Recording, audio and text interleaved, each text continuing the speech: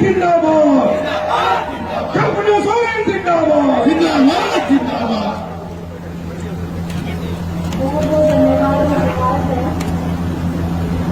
सबसे पहले आज का ये दिन जोश इस बात से आता है कि जो व्यक्ति 24 घंटे सिर्फ अपने क्षेत्र में रहकर और अपने लोगों के बीच में रहकर सिर्फ उन्हीं के बारे में सोचकर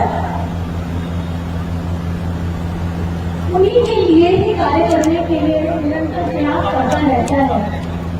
आज उस सोच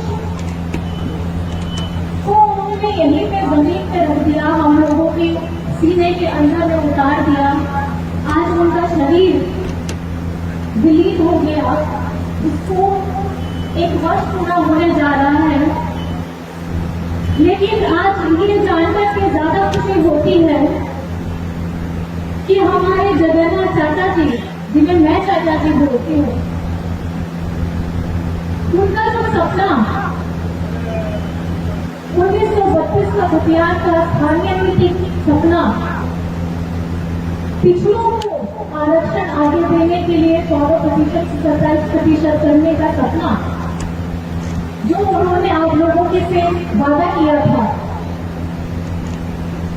हेमंत जी में मुख्यमंत्री रहते हुए उन्होंने उस सपने को विधानसभा से पारित करवा करके ये दिखा दिया कि जो उन्होंने आप लोगों के साथ वादा किया था, वो वादा उन्होंने करके दिखाया।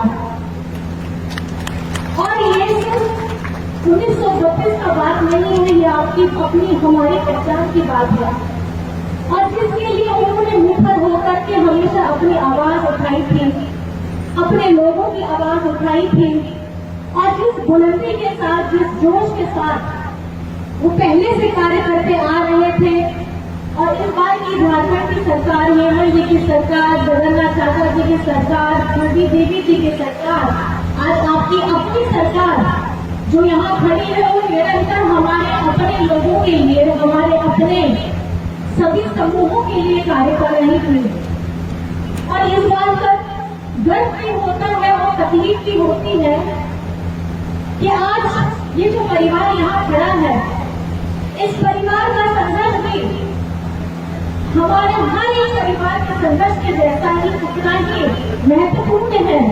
क्योंकि घर का एक एक सदस्य, चाहे पुरुष हो, चाहे स्त्री हो, चाहे बच्चे हो, चाहे परिवार के कोई भी अन्य जन हो, सिर्फ आप ही लोगों के बारे में, अपने लोगों के बारे में ही बात करते हैं और उन बातों को मुखर करके पहुंचाते हैं। आपके द्वारा चुने गए हमेशा से विधायक रहे, अपने बारे में बात करते रहे, विधानसभा से पारित कराते रहे। आज मुझे लगता है कि अगर आज वो दिन याद आ रहा है, वो तस्वीर याद आ रही है, जिस तस्वीर में उनका खिलखिलाता हुआ चेहरा, जब ये बिल पारित हुआ था विधानसभा से, तो मुझे सुनने में आया था कि बाबा को उन्होंने एक बड़ा सा चादर दिया था, जिसमें लिखा हुआ था 1932। अब तो प्रमाण है कि उस सोच को कोई टाल नहीं सकता था, वो टाइगर जिंदा अभी भी है। टाइगर कभी मरता नहीं है, उसका सोच कभी मरता नहीं है। आज वो जिम्मेदारी हमारे माननीय बेबी देवी जी को मिला है, आने वाले समय में बेटे को मिलेगा, लेकिन वो जज्बा आपके अंदर होना चाहिए कि वो सोच को कभी खत्म नहीं करना है।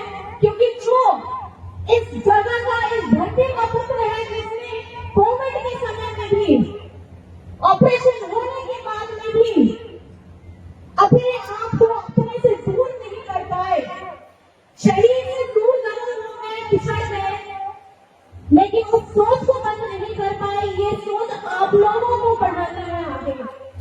आदि भाषण देने का वक्त नहीं है, भावपूर्ण निमित्त है, तो मैं आप सबसे ये कहना चाहती हूँ कि उस भाव को अपनाइए, जिस भाव से हमारे जगन्नाथ चाचा ने आपको